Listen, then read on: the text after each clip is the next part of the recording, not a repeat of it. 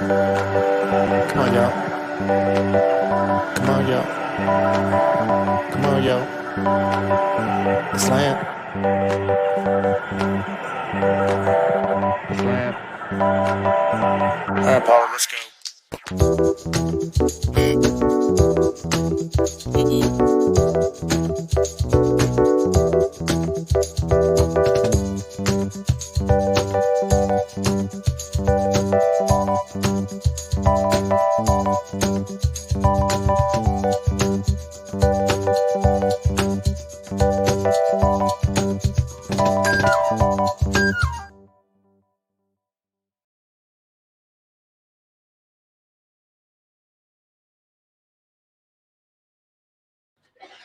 Well, I guess that puts an end to this running gag. Yeah, and also to all the incoming calls.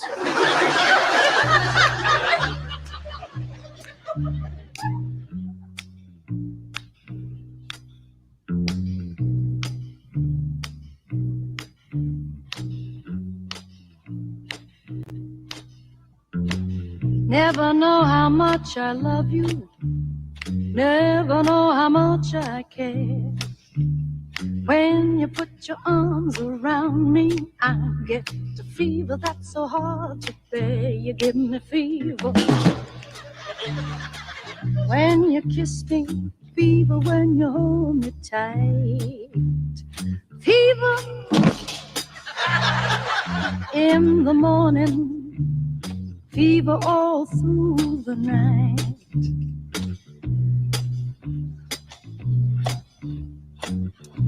Oye, buddy, nada más quiero decirte que no se debe hacer eso. It's not nice. ¿Entiendes? Mírame a mí cuando te hablen. Este es mi número. Y si tú me fastidias más, te voy a dar una garnata que te va a dejar bobo. Cool it.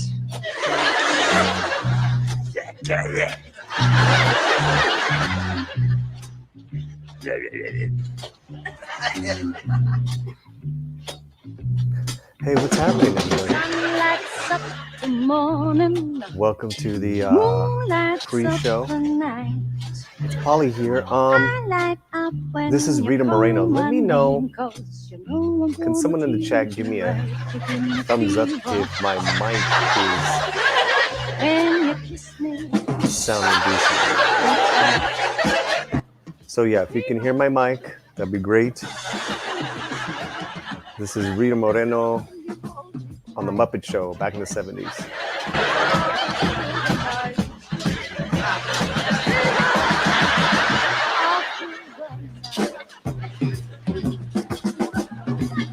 This is how a Latina handles men.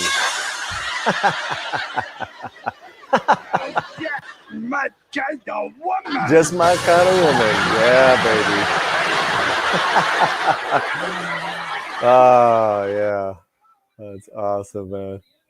That's awesome.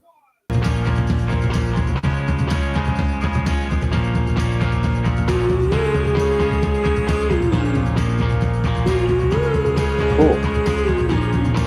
Glad you can hear me. I do have the audio up loud of the music, so this is Billy Music who's performing this Thursday on the show.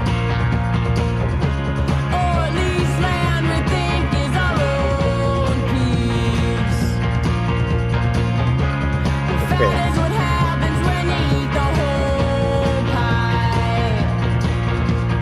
I see some early birds here, and I'm gonna treat you early birds to a special treat. If you're an early bird, give me the sign that you are in fact here early, because I'm gonna give you guys a special treat. So give me a thumbs up. I see a lot of cool people here already. Pat S. Yeah, it was a great version. Hey, Culture. Snow Dub. Yes, puppet lives do matter. And Alex James, hello, welcome to the pre-show. I have a little treat for you guys, since you guys are here early. Been here a bit early. Thanks, man. So we got some special performances just made for this Thursday. We're going to go ahead and play one for you guys. Do me a favor, if you can, share the link. I put it up in Twitter.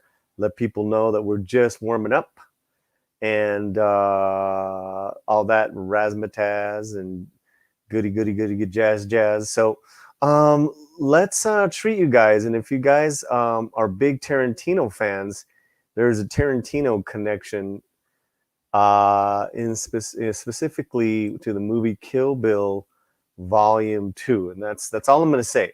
That's all I'm going to say. But you guys deserve, for showing up early, you guys really deserve this. And I'm going to,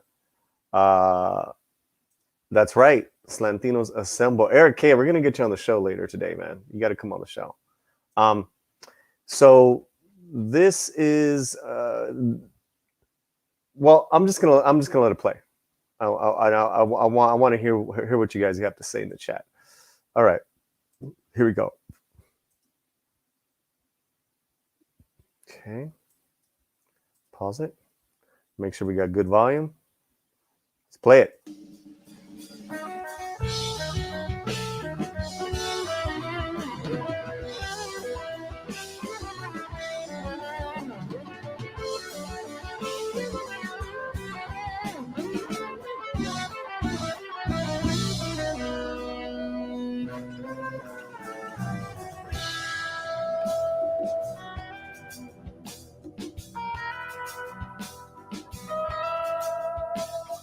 Qué bonitos ojos tienes, debajo de esas dos cejas, debajo de esas dos cejas, qué bonitos ojos tienes. Ellos me quieren mirar, pero si tú no los dejas, ni siquiera parpadear. Malagueña, salerosa. Besar tus labios quisiera, malagueña salerosa, y decirle, niña hermosa.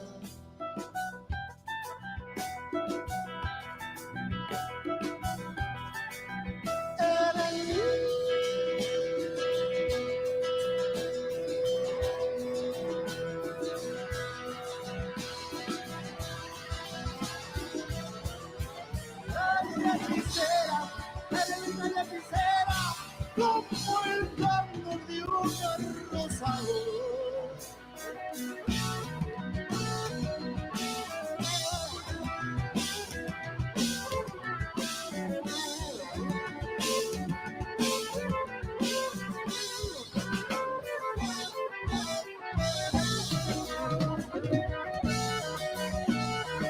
This is the great Del Castillo.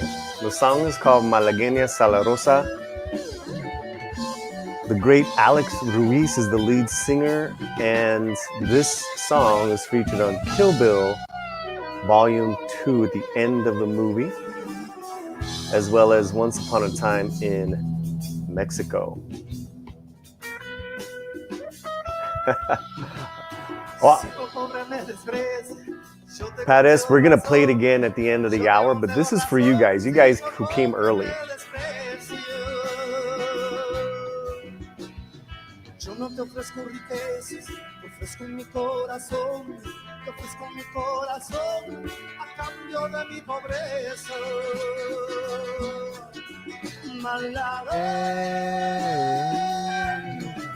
Salerosa.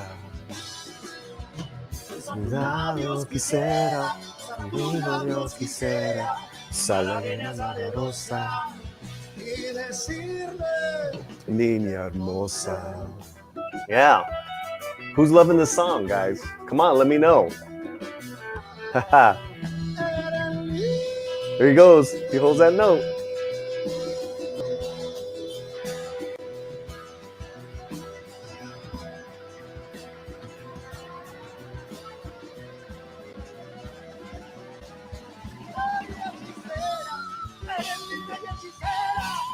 Ooh, so powerful. This is for you guys, the early comers on the pre-show. Del Castillo's Malagueña Salarosa. They're coming on the show this Thursday for our Texas Jam benefit. Woo! Those boys are amazing. And we'll also be doing an interview with those guys as well. So what do you guys think? Mora loves it. Hey, Mora. Pat S. Alex James. So we had a couple things happening here on the Slant this past week. Yeah, we had quite a few things. And one being we kind of broke it on YouTube and on Twitter first, was that comedian Gabriel Iglesias took a stand against what he saw as cancel culture of the character Speedy Gonzalez. And that video is our first video to ever get 1,000 since Saturday night. We have over 1,000 views. That's like big for us. That's like really big for us. And especially like guys like Eric K and Culture Casino, who have been with me every step of the way.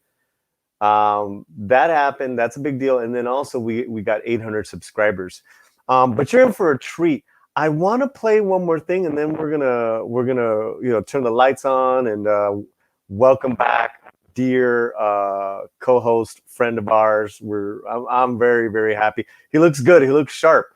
But speaking of Speedy Gonzalez, Speedy is so interwoven in the Mexican culture for decades, and I found this song I know you guys are gonna really dig. And then maybe our guest can expand on how big just all this is. Okay, I got it.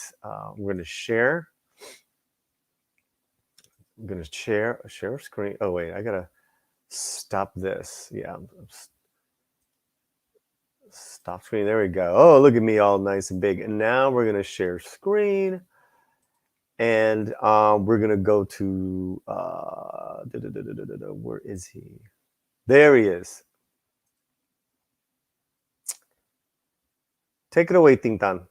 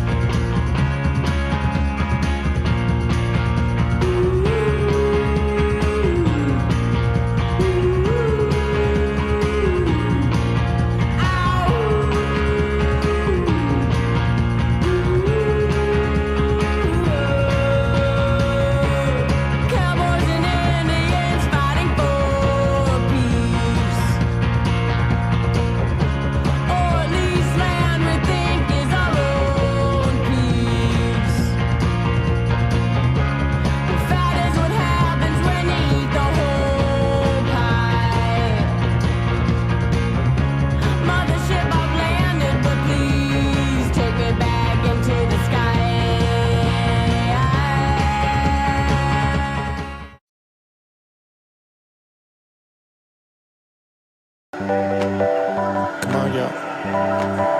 Come on, yo. The Slant? Yeah, but isn't this the unplugged version? I don't know. I think it's the unplugged version. All right, Paulie, let's go.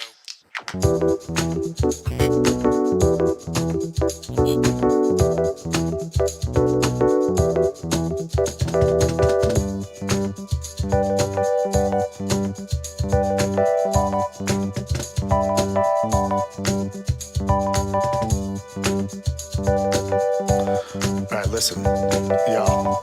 Just go ahead and let the guest play. Come on, jeez. That's better. Where'd I go?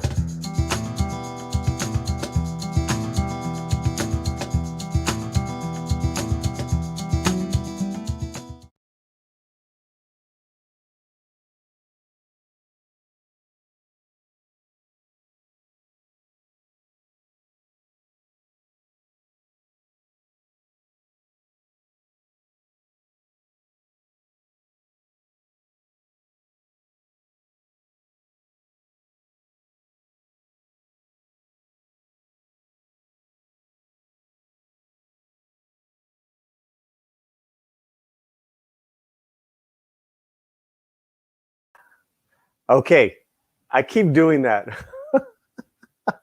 All right, my name is Paulie. Welcome back to the Latino Slant. We're doing a few things differently. First, take that link and share it, and then I'm also I got a new mic. So let me know if it works. That mute doesn't count. Okay. A couple other things is that I got schooled by my mom today on maybe I should dress up a little more hip. So, I dusted this off and I put a little thing. I also cleaned up today, so that's good. Thank you everyone who's in the chat. Okay, there's a lot of new people here, and I really just want to welcome you guys to the Latino Slant. If this is your first time checking us out live, say hello, hit the like button, and for those people feeling brave enough, let us know if you want to join us in the second half of the show. We're going to be doing some pop-ins with people. I would love if Eric K, if no one, if Krusty Moco would like to come on. Krusty Moco. I got a Krusty Moco every morning I wake up. All right, enough jokes. When I started this little journey in early May of last year, I didn't know what I was doing. And I just knew that, we were going to document the Latino community and have some fun. And one of the guys, one of my favorite dudes, is this historian in Boyle Heights. And he's got a museum. He was running a lot of different programs before the pandemic happened, and he went virtual. But he's doing like these Zoot Suit tours and all these just great things that I tell people to go to. I've been on one of the haunted tours, and he was my very first co-host, and he always has an open invitation to be here. But let me just take you back real quick. Here we go. Let me share the screen. Let me take you back for a second here. This is what our very first show looked like. And it was like a 13-minute video I somehow put together. And again, that was May 9th. I'm not trying to embarrass you, man, but this is pretty cool. Here we go. Chicanos on screen is that it's either been incredibly stereotypical and racist, or it's been incredibly inaccurate. I had like this old logo. It wasn't even really a logo. All right, everybody, welcome back to the Slant. In this video, I'm so excited. What we did is we actually recorded this video on Barrio's Zoom, and then he sends me the file, and I edit this myself. So let's welcome back to the Latino Slant, Barrio Boychik. Hey! Hola, Levato. What's up, Anin? Hey, it's nice to see you, carnal. It's been a while, but I'm glad to be back. I know, man. I know. I know you've had a lot of life happening for you. Hey, yeah, everyone. Yeah. It's Shmuel Gonzalez, Barrio Boychik, back on the Latino Slant. Yay! Welcome to Boyle Heights. Yeah, yeah. So, did you see that little video? Is that pretty funny? Yeah, no, that's really funny because we really started initially because we had both heard from different sources about the development of Penny Dreadful, City of Angels, and we were already we're both kind of excited but suspicious, and decided to take a stab at it. And what happens is that it turned out that the show was so horrible, we didn't even continue going through every episode, but we did go at the rest of media about where it was getting it wrong about about Latinos and what we wanted to put forward as real narratives that we think are important, to our people. So I'm glad to be back, Adnan. I'm glad to be here. Yeah. Well, are you surprised that City of Angels didn't get picked up for a second season? No. What's really interesting is that Chicanos have really taken a lot of crap in the media, okay, and in the movies and the portrayals. But one of the things that has never happened is no one has actually gone so far as to actually turn the Zoot Suit riots as in a pogrom against white people by Mexicans. And that's where it went within the context of the 1930s and these types of things. I thought really just took it to a whole nother level. It was obvious that the writers themselves did not do a whole lot of good research because they used all the wrong names for the neighborhoods that were really offenses. They talked about Belvedere Heights, which was actually Belvedere is the white people's community, and we have our own community. It's called Maravilla, and that name's always been erased. Why do we have a Belvedere Park when it's right in Maravilla? Because of it's really interesting that they didn't do the very basic thing of reaching out into the community to do a survey and to go to the historical people that are present. They could have hired you. Yeah, no. Yeah, I'm serious. You know what? Honestly, to get the story right, I would have done it for free. You know what I mean? And besides, free. They gave my tailor. No. How I got excited about it is they gave my tailor. And everyone loves seeing me out in my zoot suit, and everything. But the thing is that I actually get my zoot suits from El Pachuco Zoot Suit Incorporated. He's been doing it for 40 years since Zoot Suit, the play came out. And so what happens is that they had told me right under hey, someone's bought like 80 suits, and they're historically accurate and they want this and that. But there's a problem, there's how the story is that there's this mafia of Chicanos that controls the city of Los Angeles called the Pachucos. And then there's this death by Santa Muerta, and I'm like, whoa.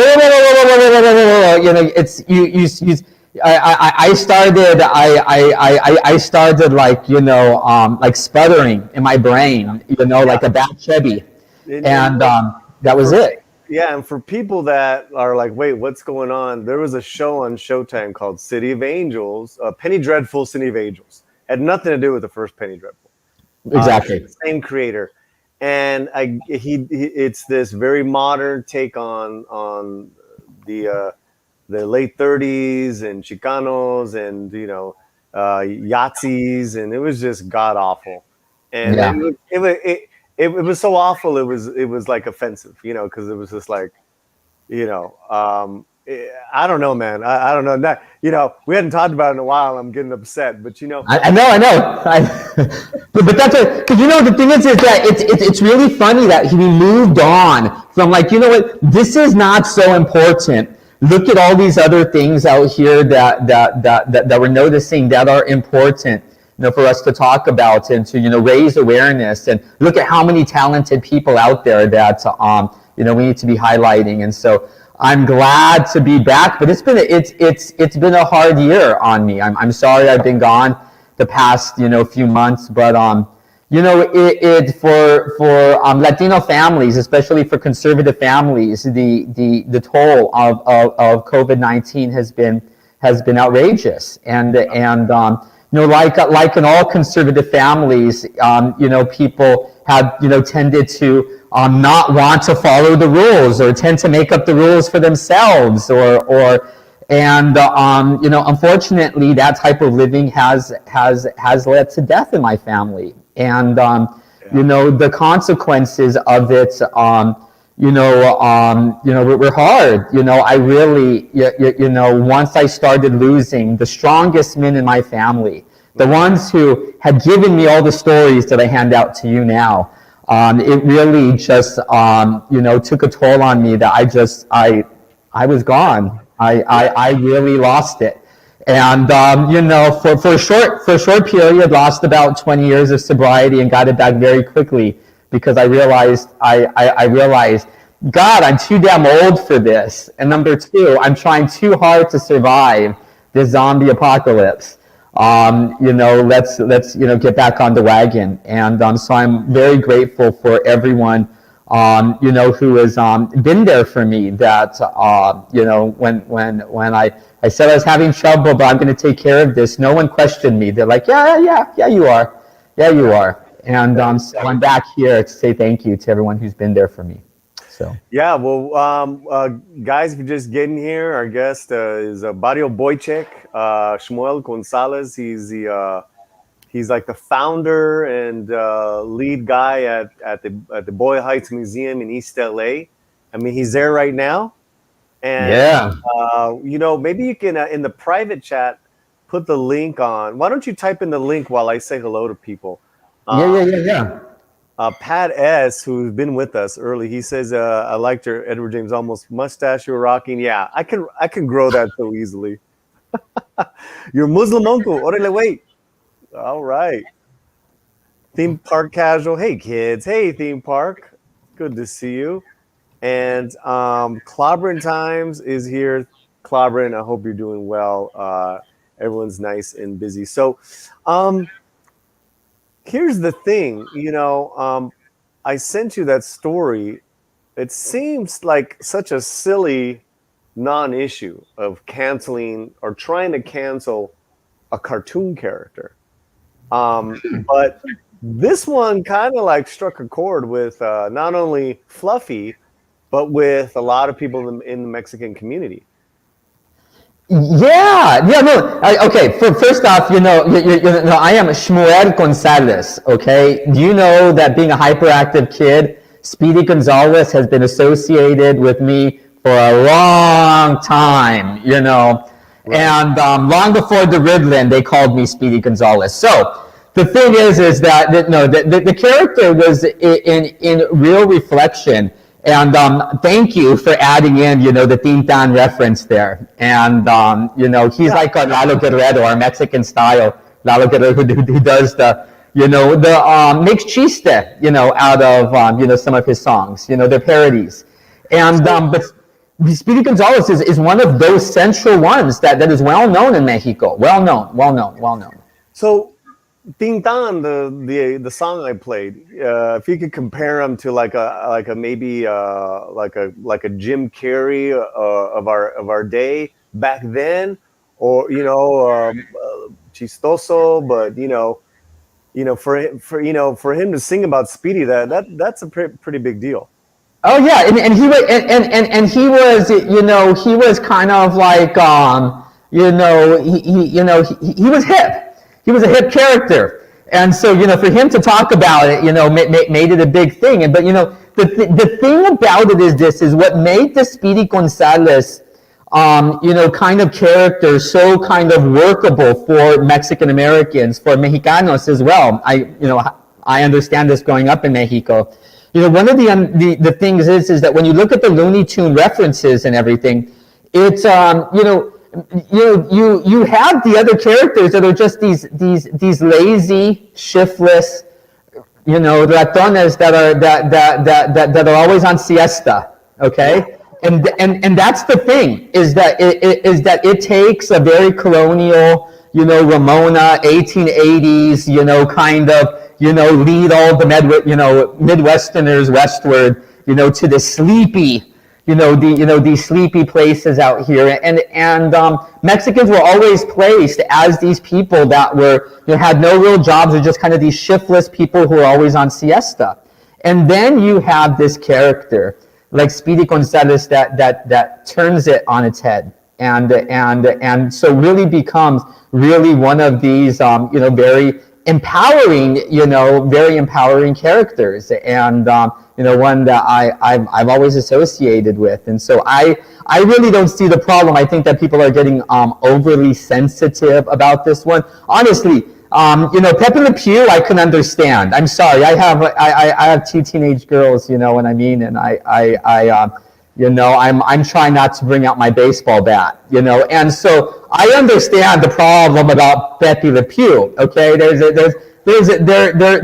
is something wrong if we continue to create new tropes like that in the now. You know, in our current vernacular, that would not be. But yeah, no, yeah. No, I love Speedy Gonzalez. Keep him. So from this article, they're talking about Speedy Gonzalez voice actor Gabriel Iglesias recently defended the Looney Tunes character from publication of a column in the New York Times, which accused the character of advancing negative stereotypes about Mexican people. I am the voice of Speedy Gonzalez in the new Space Jam. Does this mean they're going to try to cancel Fluffy too? Iglesias tweeted, "You can't catch me, cancel culture. I'm the fastest mouse in all of Mexico," the comedian added. The columnist, his name is Charles M. Blow, who wrote the piece in New York Times, and centering on how 6 Dr. Seuss book publications are being halted due to promoting racist stereotypes. Within the piece, he also said some of the cartoons, including Pepe Le Pew and Speedy Gonzalez. So here's my take on it is I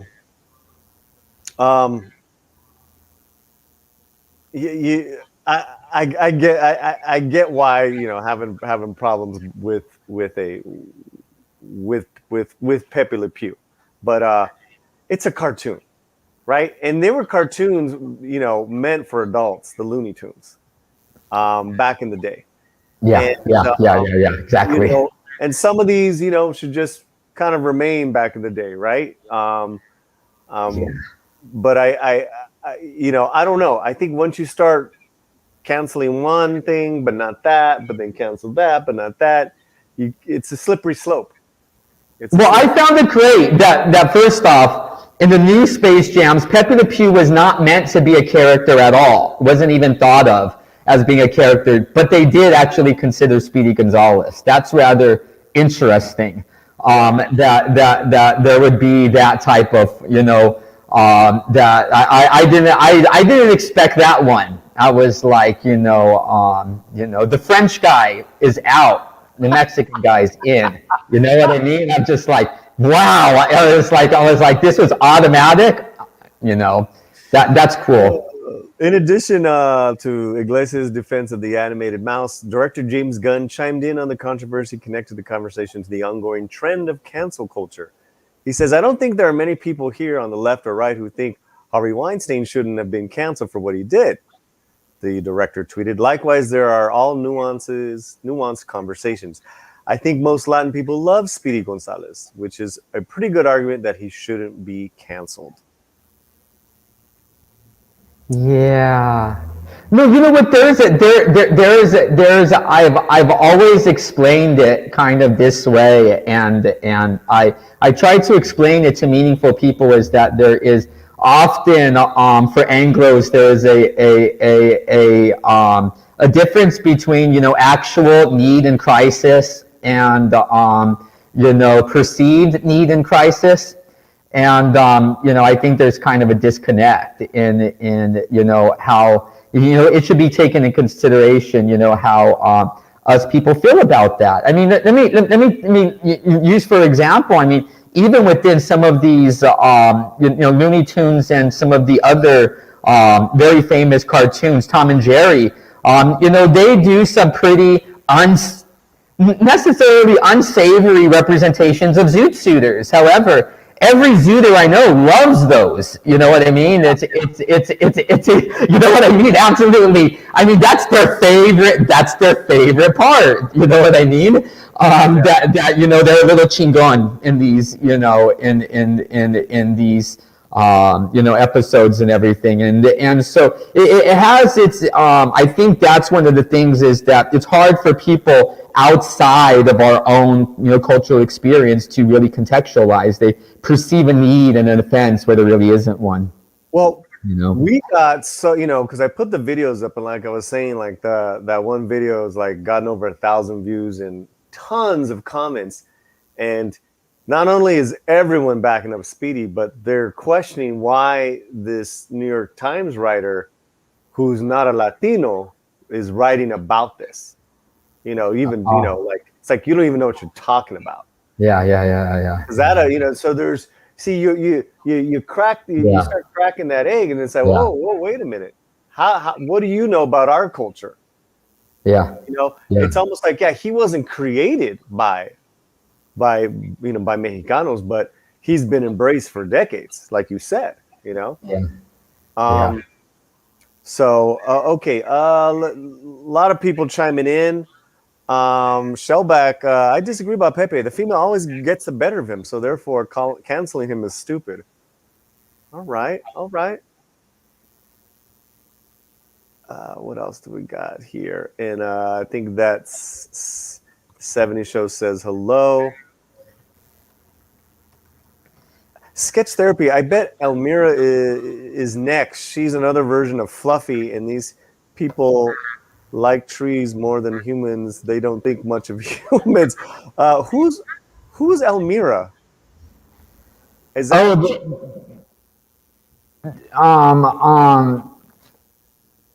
they remember when they made the reboot, they started coming up with other female characters, within there. And that's what's kind of interesting is that they were when they did they did actually create a reboot of like the what is it, the baby versions, there were certain characters that didn't come out, but I think that's always just something that if you look at the Warner Brothers history of doing on cartoons, even the ones that were put on daytime television for children were clearly not for children.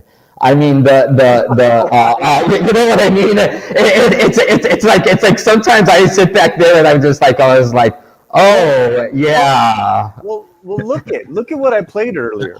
I played the Muppet Show. I played the Muppet Show with Rita Moreno, right? And the Muppets, you could argue, is for adults. Yeah.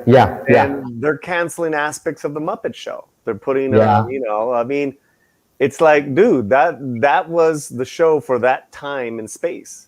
Make your own, it's just very odd. To me, it's like really bizarro. Dr. Hercu Monkey, Elmira is from Tiny Toons. Excuse me. Yeah. Tiny Toons was the name of it. Elmira, remember, love you, hug you, and squeeze you to pieces. She was basically, she was the nightmare character. Yeah, Pat S says, I like how the Zoot Suit guys always turn into wolves when they see a chick.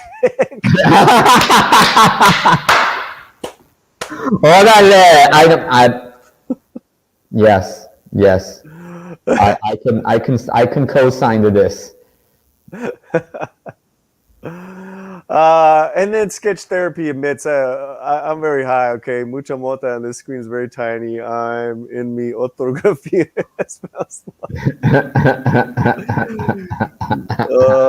Don't worry about your life. All good, brother. Just puff, pass, and maintain. You know what I'm saying? Well, I don't mind if I do. And so, it's it's interesting. But these are characters, that we've had to grow up in. When what the difficult job for a lot of people is to have to actually grow up and have to actually explain to their kids why that is fucking wrong on television. You know what I mean? Why that is not acceptable, why that is actually, low-key racism, why that is, the reality is that there is a lot of people in society today who are just rhetorical radicals. I'm a real radical, but I hate the rhetorical radicals because they believe that if you can just change the names of things, or if you can just cut off the past of certain things, that it'll change the right now. And it doesn't. Okay. You really have to address these things head on. And sometimes it's us having to embrace those very hard, characteristics in which we are represented, either right or wrong, So you're saying rhetorical radical and you're a radical. Explain the difference real quick, and then give me an issue, like give me an example. The thing is that there are all these people who believe that if they just cancel enough words, if they just cancel enough things, if they can just add the right verbiage to certain things, that then what happens is that miraculously all of society is just going to come to an understanding. Is that we just tell everyone that they need to know about gender pronouns, and everyone's just going to come to an understanding of non-binary gender and stuff like this. No, that's not how it works. And so the reality is that what we have to, we cannot expect that people, if we just use fancy words or phrases, that all of a sudden magically, through sympathetic magic, society is just going to change and think along the same lines as us. No, what we need to do is we need to get out there amongst society, amongst people, and involve ourselves in some of the hard and dirty discussions. And that's one of the problems, is that there are a lot of people who just don't want to get their hands dirty with having to actually talk about the real racism that there is, both overtly and, sometimes low key, that, really are at the crux of, the type of shame and self-destruction that is often experienced within people within the Latino community, and needlessly. And so the thing is that, as a radical, I understand that what I need to do is I need to get people to start from where they're at, and that's be honest. Let's be honest where people are at in society today, and incrementally get them into another place. But we just cannot expect that we're going to sit back and that, we're going to expect that throwing words at society, that it's going to make a change. We have to get ourselves into there. And that is why I keep insisting we need more people in the writing rooms. We need more people in production. We need more people as directors so that they can get the authenticity of these stories, What about just good entertainment? What about just, like, I don't want a message. I love everybody. I'm not saying me, I'm just, throwing it out there. In my entertainment, I just want to be entertained. I live and let live. I respect all people. What's wrong with that? I don't know. The Cholas are still loving Shia LaBeouf in this community right now. I mean, they've been locked up for a while, and they're still going at that one. And yeah.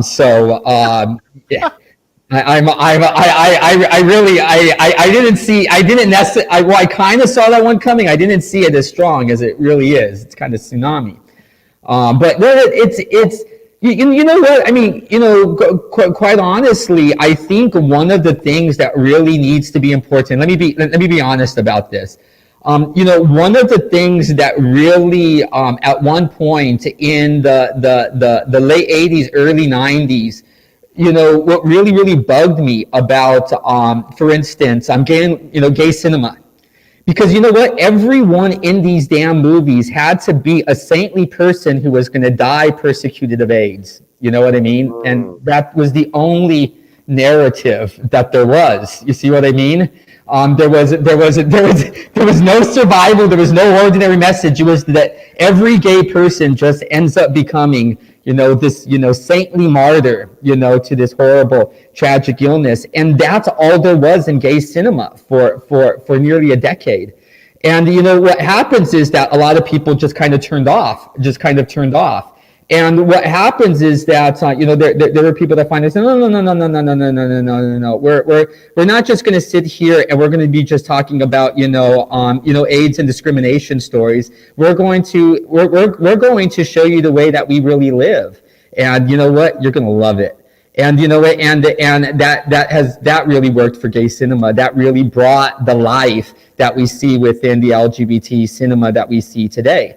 Outfest is really an outgrowth of that, of not people who are going to sit around and just watch a bunch of AIDS movies endlessly.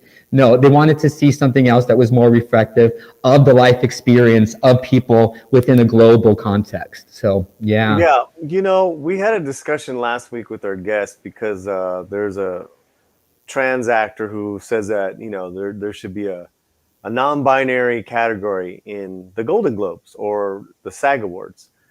And we had a really good talk, but my co-host is not gay, and it's just basically two straight people talking about it. It's our thoughts. One thing I did is that I checked out the one of the biggest award shows from the gay community. Jesus, the GLAAD Awards. The Dylan. Yeah. And I love how they have all these main traditional categories, right? And then they're giving awards to completely straight films. Like there's no gay tie-ins. Then they have their LGBT movie of the year, special performance. I mean, I was really into that. You know what I mean? Because because it was organic. It's kind of inclusive in a way that you're not changing the old tradition. The tradition's still there. You still have a best actor, best actress, best performance, right? But then you have these other performers. Like they gave the best actor award to Antonio Banderas last year for Pain and Glory, the one in Spanish. I was just really impressed. To me, these guys, the Golden Globes and all of them should take a cue from them, because here is a completely LGBTQ award show, and it's everybody. I was like, this is cool, so yeah, man. But then again, it is award show, so Yeah, no. I mean, it's kind of like award shows are kind of like award shows deciding who's really famous is like artists deciding who's really famous. It's whoever has the most powerful friends, and that really comes down to it. You know what I mean? You know what I'm talking about. But I digress. Your voice.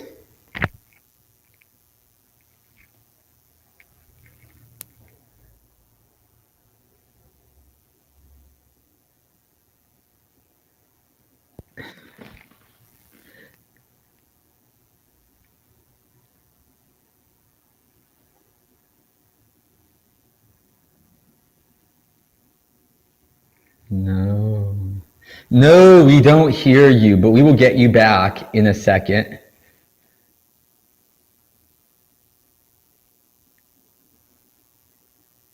He might have lost his lavalier plugin, and so we will try.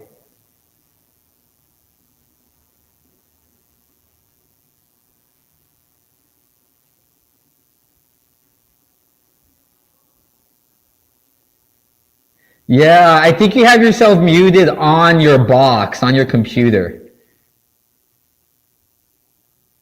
Hello. There you are. Hello. Oh, there.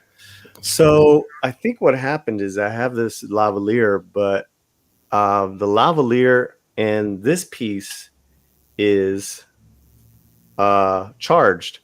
The receiver wasn't fully charged, and that's Oh, yeah. Tell us a joke. Wes Moody wants you to tell us a joke, Barrio. Tell you a joke. I don't know if I know any jokes. I'm not that funny. I mean, just because I'm Jewish and have a comedy club here, No, but it's hard to joke about things these days because everything's so fucking serious. I mean, but it really kind of amazes me. It really kind of amazes me, and this really gets to me is that I get these messages from my family right now. COVID's all going on and everything, and they send me like all of these like conspiracy theory things about why not to take the vaccine. Now I'll tell you, you already got my first one and everything. And you already signed up for my second, but I'm still getting these messages from my family, conspiracy theory things about, and like find it really funny, that my family, like they will not get the vaccine because they don't know what's in it. They don't understand what's it. They don't know what's in it is what their excuse is. Now, these are the same people who will buy tamales from people in any fucking parking lot, out of someone's, trunk. You don't know where the hell they came from. You don't know what their kitchen looked like or anything, and they're all complaining, and everything. I don't know what's in it. You know what I mean? I don't know how it's made. But I'm seriously, come on. Hey, listen. Terry Rose says there was one about the two rabbis. Barrio, it's not just the Latinos. Was one of them single? Everyone goes to taco trucks and buys shit out of not just Latinos. I see everyone go and eat on the streets. I'm serious. What the hell is this? I was like, all of a sudden they're paranoid about what's going in their body. You know what I mean? I'm just kind of like, yeah, this is the wrong time to be having those type of paranoias. You know what I mean? And this is coming from an agoraphobic germaphobe. I'm serious. Right. When this whole COVID thing, started, and people were like, and stay home, stay away from germs. I was like, everyone is a germaphobe. Everyone is agoraphobic. I'm going to live now. Matter of fact, I'm the most likely person to live. Now I'm just bored. So I'm glad to be back on the show with you guys. Well, if you're game, I'd like to invite some of our people in and discuss, chat for a few minutes, whatever they have on their mind, whether it's about Speedy or some of the shit we were talking about. Are you down, Barrio Boychik? I'm down. Okay, so there you have it, guys. I already invited you in the chat. Who would like to join us? I would. What we can do is send you the link via Twitter or Discord. Let us know now in the chat. I personally would love a few minutes with some new peeps and some old peeps. And Wes Moody, you are not old, but you are. I would love to have you on. My ears perked up when you said conspiracy. Yeah, conspiracy. Yeah, no. Everyone, see, that's the thing is that if I started every one of my videos with like I got an inside tip. I'm serious. It would get like 3,000 views like in 3 days. You know what I mean? That's really weird how YouTube works. I don't know why. Crusty Moco says tamale roulette is fun. Sure, it sure is. I'm serious. You don't know. That's how you get the good elote ones. We got our first bite. Well, Eric K will join us in a little while. So yeah.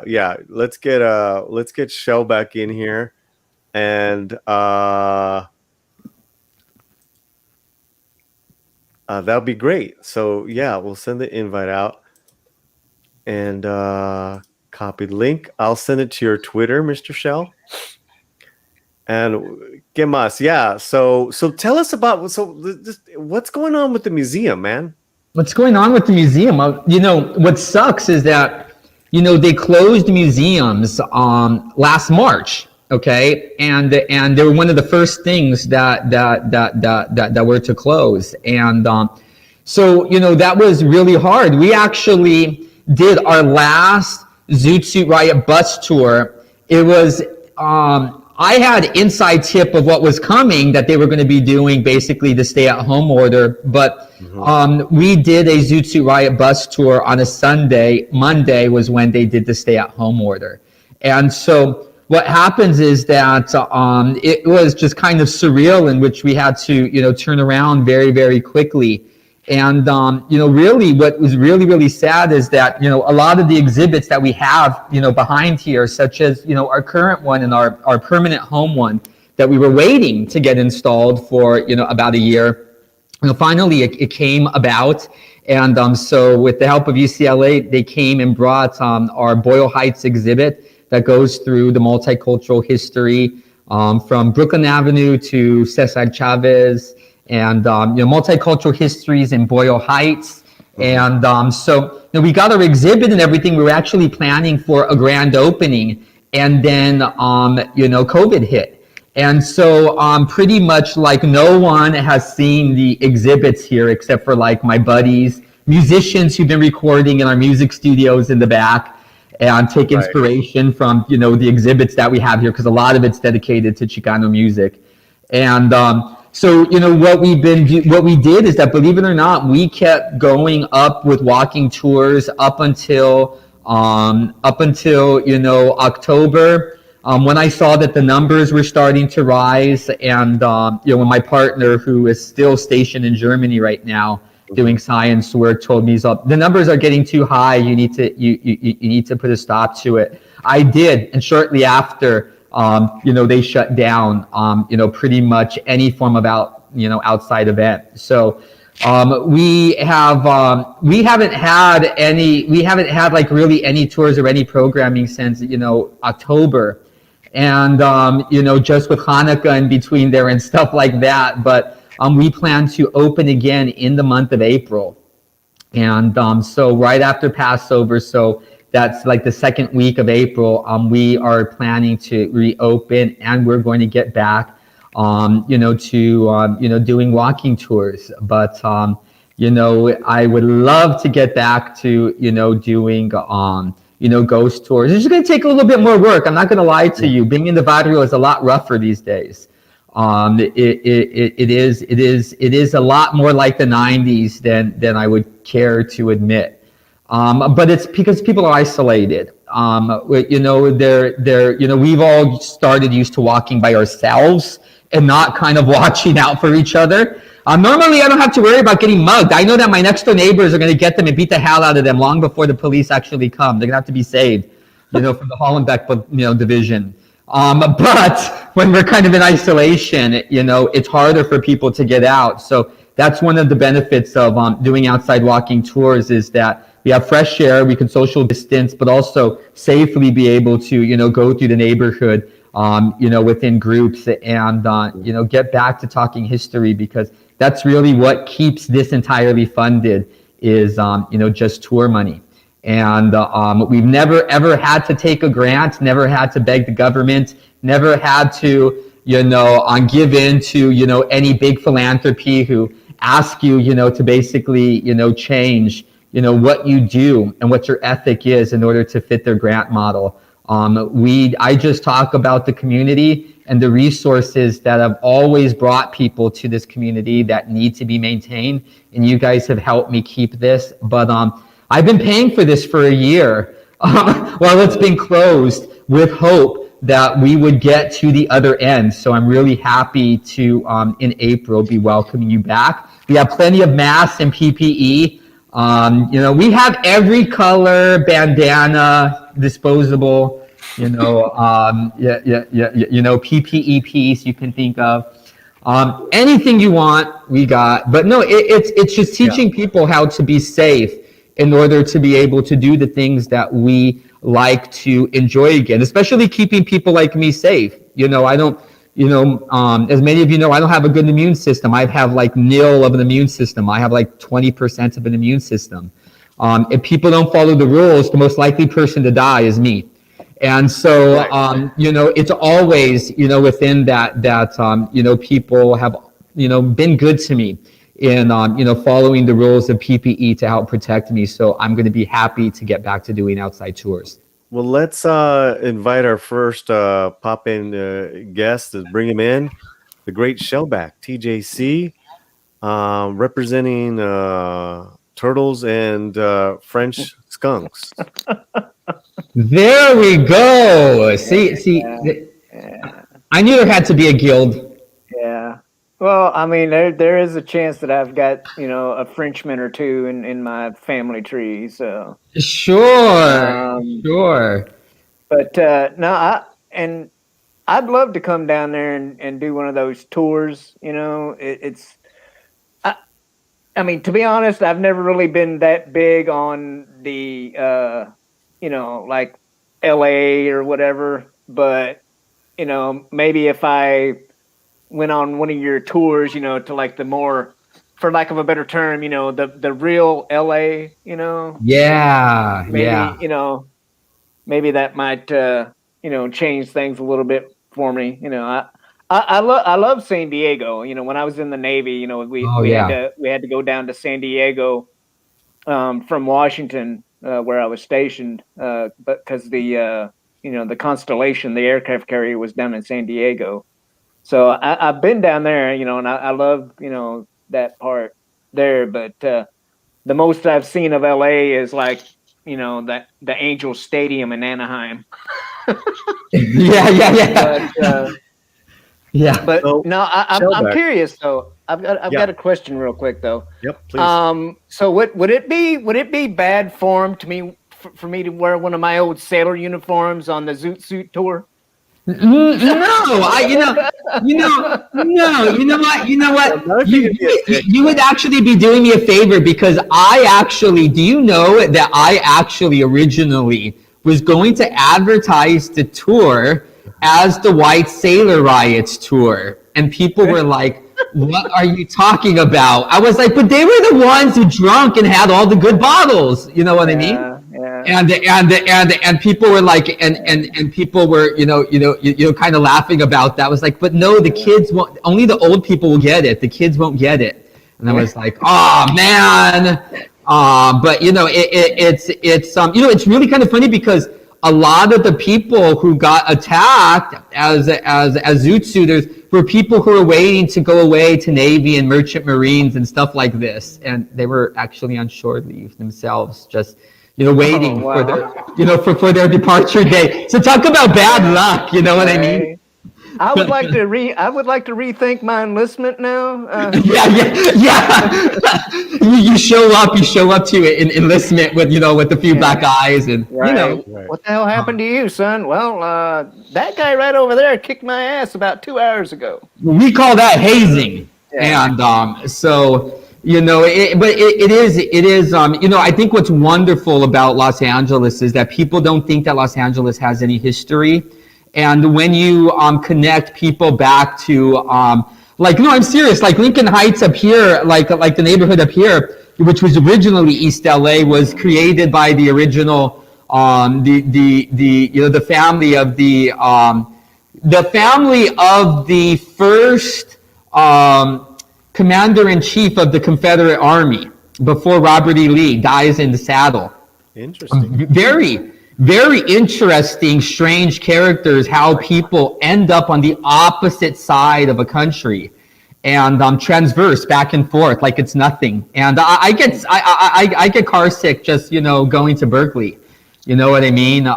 So it's that's impressive to me. It's impressive to me. Hey, we're here with Barrio Boychik. It was me and Barrio back in May. We did our first little video together. I don't even know. I don't even think we had any subscribers, dude. Right.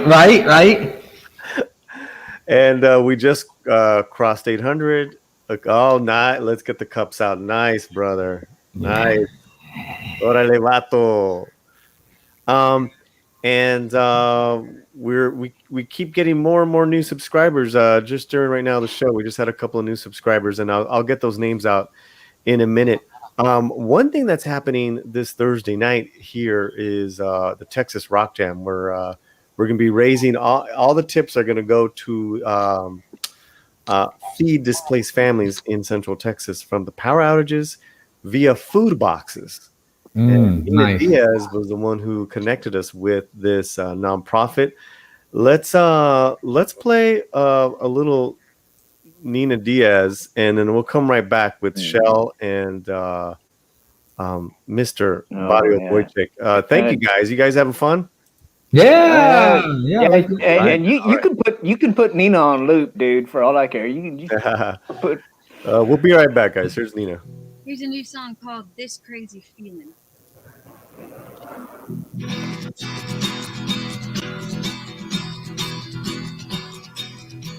It's 6 o'clock again, and I think she's gonna write you a letter.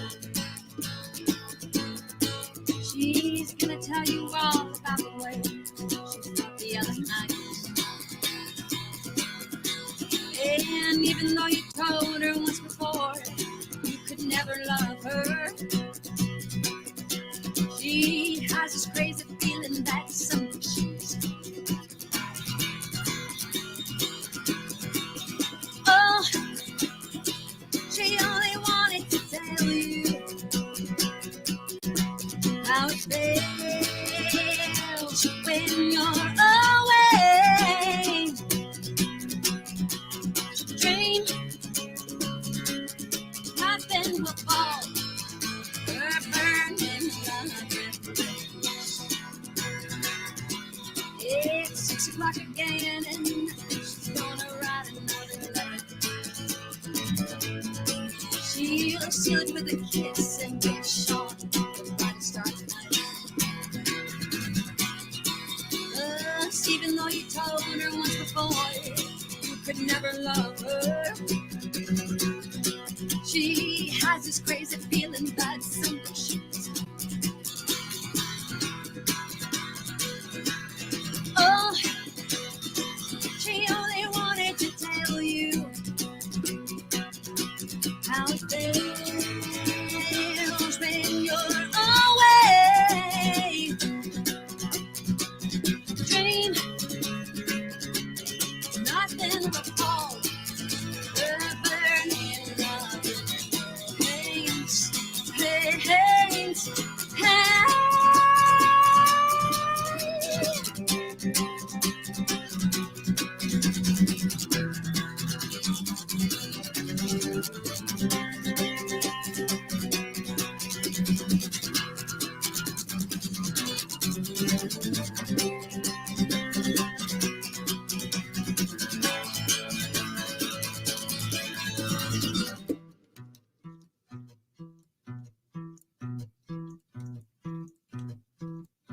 She opened up her door, and on the floor she found herself a letter. She held it to her chest and she thanked the gods and stars above. 'Cause even though you told her once before you could never love her, it said to whom it may concern, I think you found yourself your oh, she only wanted to tell you how it feels when you're away. Dream nothing will fall. Her burning love in me. She has this crazy feeling that someday she is gonna. She has this crazy feeling that someday she is gonna. She has this crazy feeling that someday she is. Nice. All right. Back here on the slant, my name is Paulie. Let's bring our guest back in, the Barrio Boychik, and popping in is Shellback. So again, that's this Thursday night. We have all these great. Oh, we got a very special surprise pop in right now. Mexican Iron Man. Yeah. Hail the great swell. Brother, I have missed you so much. Oh, I missed you too. Bro, we had all these plans. I was going to come visit you, take a tour of this freaking Cobat, or as we say in the South, Cobat. Bro, I'm so happy to see. I'm going to go get my camera turned on too so you can see my face in a minute. I missed the heck out of you, bro. It's been so long. It has been. Paulie looks like he's feeling emotionally needy. Paulie, I love you very much still. You see, look at that little face. He's like, "When's Mike St. Iron Man gonna say something nice about me?" Dude, I miss you so much, bro. Thank you. I just want to tell you this. I'm now, as you probably heard, Paulie has like hijacked me and has me in the Slantino tortilla and taco fields doing volunteer work behind the scenes now. But I just want to say that I really appreciate the way you kicked off the channel with him, and I remember being on that first stream where I think it was just me watching you guys on screen, and those first few shows that you did, man, it really spoke to me. As like, I'm like, God, these guys got some magic. They got their knowledge down. They're humble. They're smart. They're intelligent. And you guys are just great role models and examples of the best of us, and that inspired me to volunteer and help out Paulie as much as I could behind the scenes, with my humble little tortilla hands that I have, Well, thank you so much. No, I mean, and we couldn't, we really couldn't do this without you because I know I have other events where I try to do it without you, and they're terrible. So, but I miss this kind of fellowship that came together really in a time of a crisis. And I have to really say that until the deaths really started within my family, and I kind of blinked out, I can really say for the most part I really didn't feel alone. Because there was this constant fellowship of having other people here. I never felt alone. I was always talking and seeing other people. So, you hit on a key word, and Paulie uses the same word very often, which is that this whole thing that's happened. There's so many angles to it. We've been denied. You got to eat right, you got to be right, you got to sleep right. Certainly, you have to have your worst habits in check, and fellowship in the outdoors and air. And just today I went out and I took this morning I went for I hadn't done this in a while, but my legs getting a lot better, so I went out for about 35 minute walk. I was doing texting and stuff, but it was really just being recharged with the air. It's just the little things you take for granted. Sure. And then the fellowship, like you said. I also, there's one thing I really miss. I miss Jesse getting on Paulie's case every 4 seconds. I mean, we got to bring my boy Jesse back. I was trying to get him tonight, but he wasn't available. He's so funny. I have the best idea for a comedy show for him. I have this really neat idea. But brother, I'm good to see you. And I was really moved and touched. And it just, like you said, this thing, it's touching so many lives. There's people that have died from the complications, and then suicide is on the increase as well. In different parts, there's a lot of depression here, there, and everywhere. And it's not easy, but we got to stay connected, and we got to see the best in each other and not the worst. And one thing I love about Paulie is that, man, there's fans of this channel that are way more conservative than others, and others that are way more, a little bit more, we'll call, I guess, liberal than others, and folks that are kind of in the middle. And everybody seems to have been able to find a way to get along here and explore and appreciate the cultural sharings that started with you, brother. That really started with you, with the museum, and he's just kept adding to it. He had music, and then, we did a thing with Romy. I was really pushing him because I really wanted to see Romy do something, and I wanted to bring in the whole theatrical actor thing. And he thought I was crazy, I think, in the beginning, but I'm really glad that we did that, because that's now going in other places. But brother, I'm so happy to see you. Look great. How are you feeling? Everything's okay? You look great. And yeah, no, I mean, I'm really doing good. It was a hard time for a while. It was a really dark, hard time for a while. And what happens is that I told Paulie really early on. I told him, I was like, I always used to joke with you guys that, oh, God forbid that, my mother have passed away, you'd have to put me in the Norwalk Metro, with the insane people, because I don't understand death very well. And, people are here and then they're gone. And this kind of, kind of gets me all kind of, messed up, because we're a young family. We haven't experienced it much yet. You know what I mean? Yeah. And the only time we've ever experienced it's been very tragic So, there's these things about it. And what I didn't expect, was to have, my grandfather who really asked to adopt me and wasn't allowed to, but still raised me, in Mexico. And my uncle, who when I came here from Mexico, I had nothing, really took me. The strongest men that I saw got kind of chopped down like tall trees. And that just really, as a historian, I had always been taking their stories and making them alive for all of you people, as you see behind me. Right. And to realize that now, I was the record of what was left of everything that they had said. The patriarch and the custodian of history, really. Yeah, so it was just like heavy, man. That's a very heavy responsibility. Hey, really quick, I want to acknowledge a couple of new subscribers during this past couple of minutes. Lisa Noble and Psych Long just subscribed, taking us over. And thank you so much. Thank you so much. Free virtual tacos. The sour cream and jalapenos are at the virtual. I'm getting hungry. But yeah, what about the guacamoles? Guys, Luis Guzman last week said that we have to look beyond just the pandemic as far as the health and well-being of Latinos.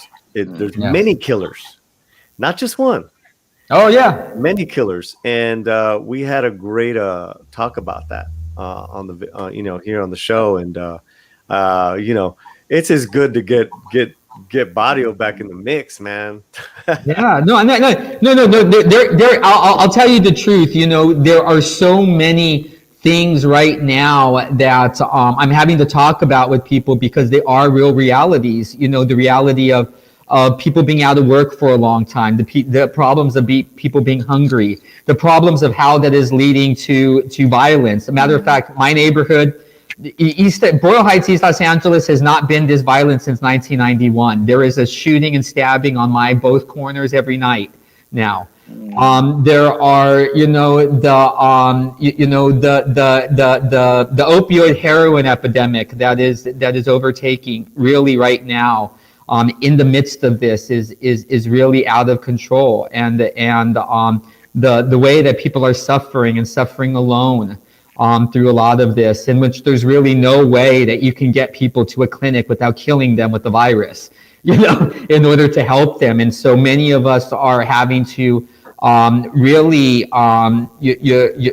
dig deep into our personal experience that for those of us who've been there.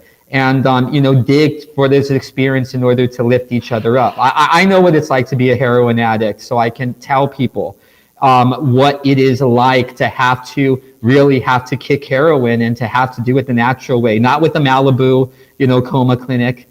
You know what I mean? Where you can rest through it like Sleeping Beauty for 5 days and then go home, with the bag of pills and everything. No. The way Mexicanos have always had to go through it and to be there for people, because people were there for me when I went through that. And to talk about how there are so many things that we are not being told here in this country that are just common news in Europe. I have a partner that's in Germany, and I'm surprised how little we know about COVID. And stuff like this, because we just aren't doing the diagnostic testing, and we are not doing, the basic type of work. Honestly, we don't even test people here for how much virus they have or how much strain they have until they're in the ICU ready to die. So the reality is that a third of a century of medicine has been kind of thrown out for us to save money. They haven't told us in this country that the masks in Europe have already failed, that surgical masks have already failed up against the new strains of the virus, and therefore they've already replaced all of their new masks with FFP2, filtering face pieces generation 2 that can, 5-piece layers that can block oil and water matter so that we don't get these viruses. We've never even heard of this. And so a lot of what we're doing right now is trying to work with people in other places that are able to help us almost in the way that we did with the AIDS epidemic, really find a way of sharing knowledge and also sharing resources that are not readily available for people of color. It's a challenge that I haven't had to live up to for over 25 years. Luckily, I had that experience, but it really is a lot like those experiences trying to get basic services for people within barrio communities. So, yeah. Well said, well put. By the way, some people are asking in chat. So I'm technically still at work. This is my workstation where I do taxes. The guy behind me is works for me. He does taxes. So we're still on the West Coast time, and we're probably going to go till midnight, 1 a.m. doing taxes and stuff, just so people want to know. What's up, Shellback?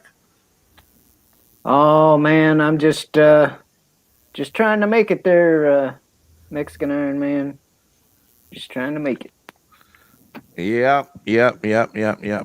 Shellback, anything you wanted to add to what Shmuel was kind of talking on? Well, let me. Oh, hey, can I interject just for 1 second?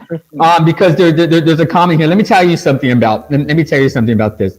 What we're doing right now when it comes to diagnostics, when it comes to testing for the coronavirus, we're basically giving people reactionary tests in order to find out whether they have a virus or not. In medical diagnostics, that's as good as taking a pregnancy test, okay? The reality is that we do need PRC analysis in order to be able to take not only viral load, we also need to take genotype. Because quite frankly, what a lot of us are afraid of and what is happening in other places is we are actually seeing mutations because of several different strains that are coming together and are sharing DNA and are starting to create viral resistance. So the reality is that some of us do know what a PRC test is. And most of these, mostly because I have already survived the virus that was supposed to have killed me 20 years ago. Mm-hmm. And all of these tests and all of this technology keeps me alive and is going to keep you alive within this next generation. No, that's great. Yeah, I love these topics. Let's keep it civil in the chat, and we will, have great discord. Right. For a second, I said Shmuel off. I thought he was yelling at me for just a quick second. I'm like, no, but I love you. No, I'm one of those people that to me, it's more hyped up than what it should be. Like we have been, for lack of a better term, we've been subjected to so much fear porn where this virus is concerned. I've seen things saying that basically everybody on Earth has a 94 to 99% survival rate against this thing. Now, I'm not saying it's not real. Obviously, it's real enough.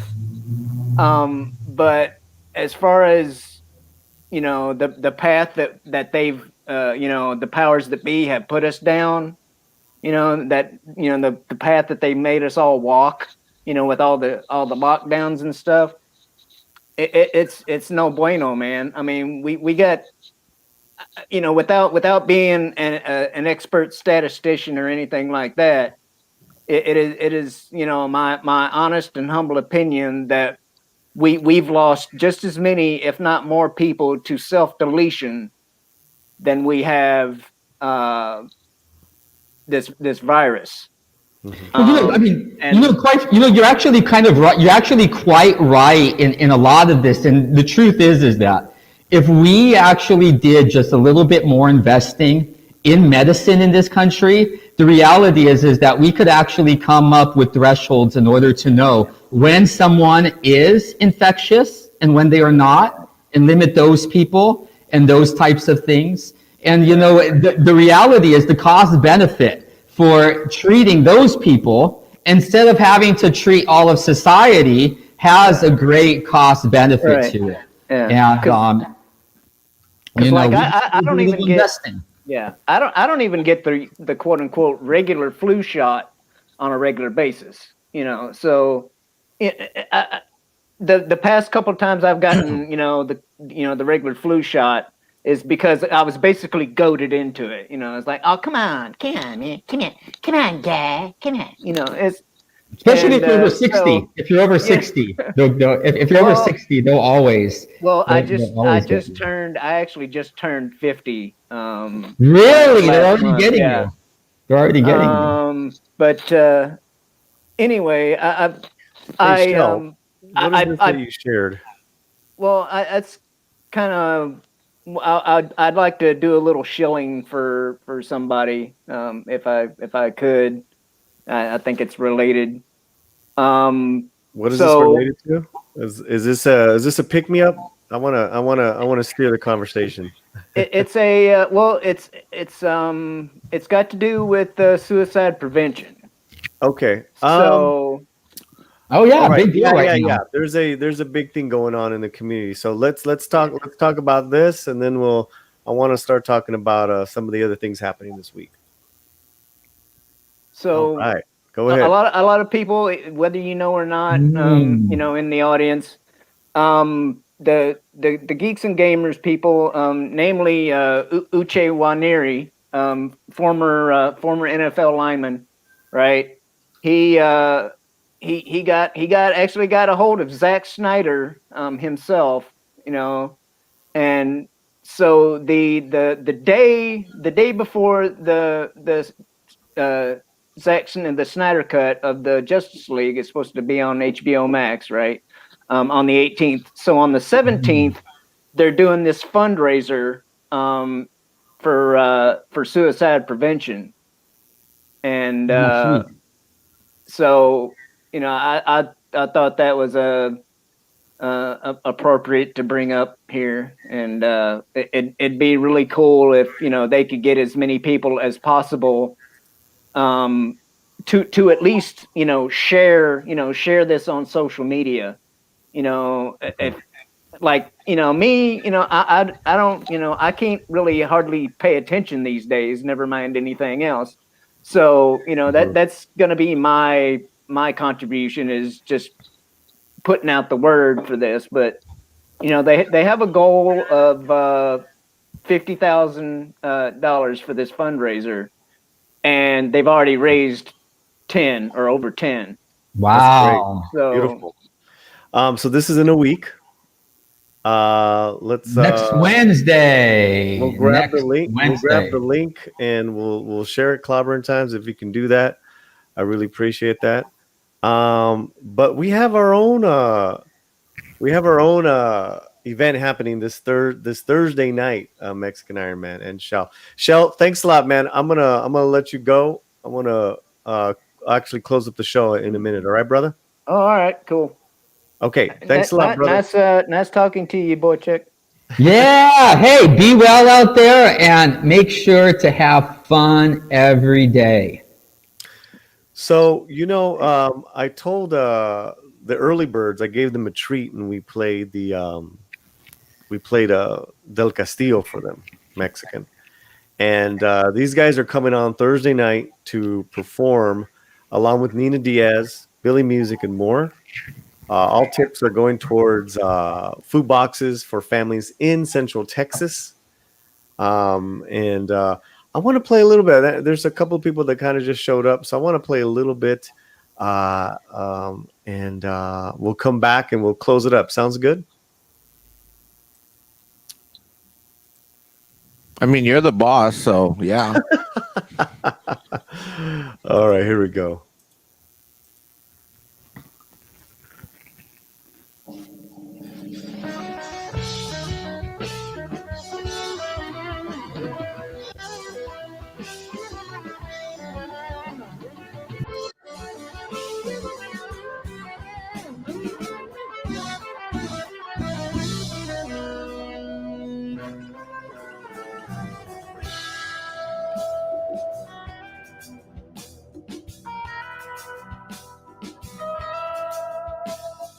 Qué bonitos ojos tiene, debajo de esas dos cejas, debajo de esas dos cejas, qué bonitos ojos tiene. Ellos me quieren mirar, pero si tú no los dejas, ni siquiera barbarie. malagueña, salerosa. Besar tus labios quisiera, besar tus labios quisiera, malagueña salerosa, y decirle, niña hermosa.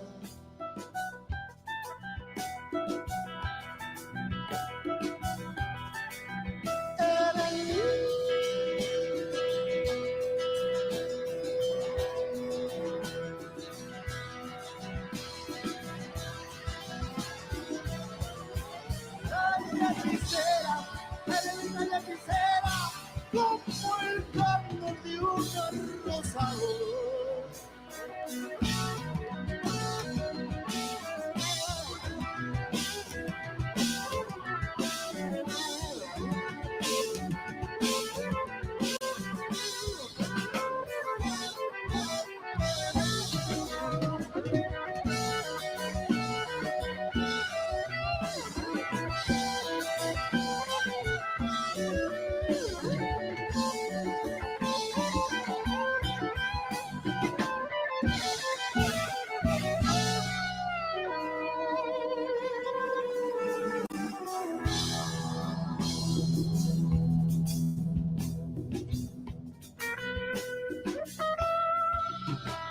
Si por pobre me desprecias, yo te concedo razón, yo te concedo razón, si por pobre me desprecio.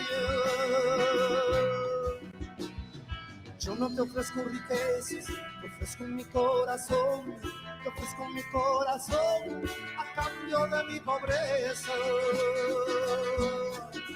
Malagueña, salerosa. Besar tus labios quisiera, besar tus labios quisiera, malagueña salerosa, y decirle, niña hermosa.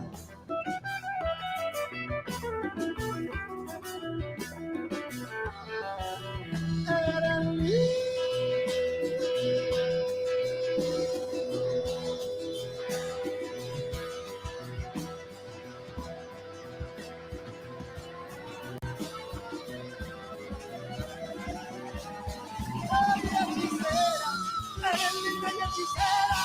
Como el canto de una rosa, y decirte, niña hermosa.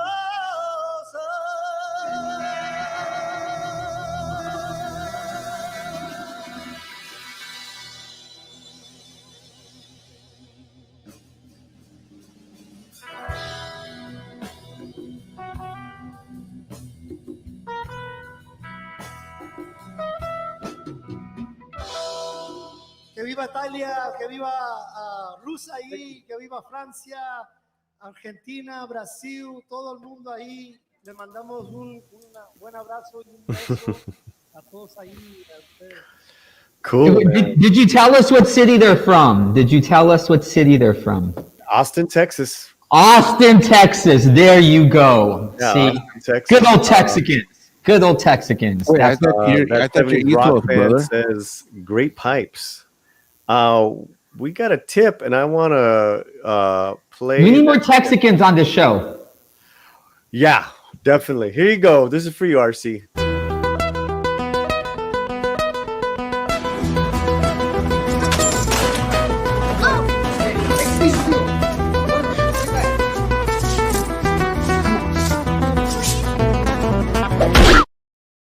Eso, RC from the NYC says, "What's up, Paulie? What's up, everyone? And he still wins. Well and blessed." Thank you, RC from the NYC. What was that, Mario? I was like, and this guy is still winning. Antonio Banderas is still winning after all these years. I'm serious. Hey, Can he you believe survived. it? Can you believe the extent of that guy's career? Yeah, I mean, have you seen that last film that he did, Pain and Glory, with Almodovar? No, I haven't. I'm still stuck on his early, strange homoerotic work, kind of like I am John Waters. You know what I mean? Yeah, when he was a young man in Tie Me Up, Tie Me Down, Down by Law. What's the other one? Women on the Verge, Matador. All those great films. All the Almodovar films. Exactly. You know what I'm talking about. Oh yeah, yeah. I love his work too.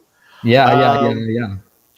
So yeah, I think we're gonna close it up. I do have a couple announcements, but Barrio, people can reach you. There's your YouTube page. I know. I'm always out there. I'm always here. I'm actually here. I am a Mexican Oompa Loompa. You just kind of like whistle, and I'll jump out of like the museum, and I'll tell you something Mexican. I'm serious. That's simple.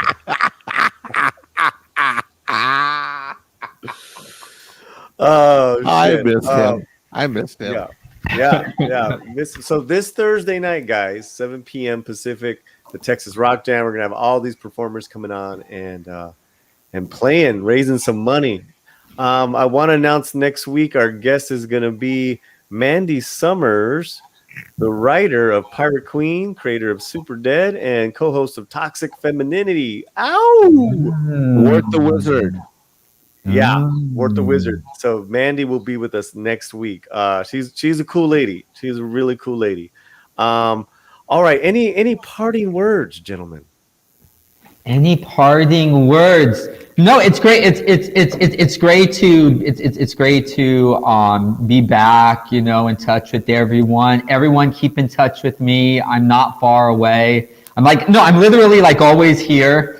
And I'm like one of the exhibits here. And so you will find me. There's L&B's across the street. You want a burrito. Just head my way. I'm so hungry right now. Paulie might hit you right and I go to Austin when I go cross country. But I'm coming for you, brother. Our meal together is long, well overdue. So I look forward to it. I can't wait to see the museum. I cannot wait. Yeah. Well, I can't wait to get out to Texas again sometime soon when there's electricity and it's not freezing.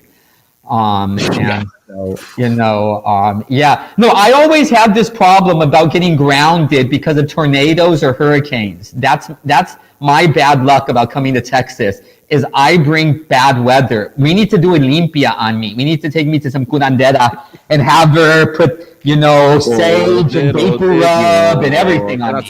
Que quita el pecado del mundo, ten piedad de nosotros, ten piedad. Da la mano a la mano, da la mano. Da la mano, da la mano. Da la mano a la mano, da la mano a la mano, da la mano a la... Okay. Okay. Ay, qué colita de rana. Mexican, good night, brother. Any parting words? No? Okay, great. Well, you did a parting prayer, so that's good. That's good enough for us. Well, I'm out. I got an 8:30 Zoom tax call, so I got to run. Love you both, and Paulie, I'll call you later tonight. Be well. Great we'll seeing see you, brother. Guys soon. Barrio, we'll see Barrio soon on the show. Love you guys. Thanks a lot. Have a good night. Come on, y'all. Come on, y'all. Come on, y'all. Slant.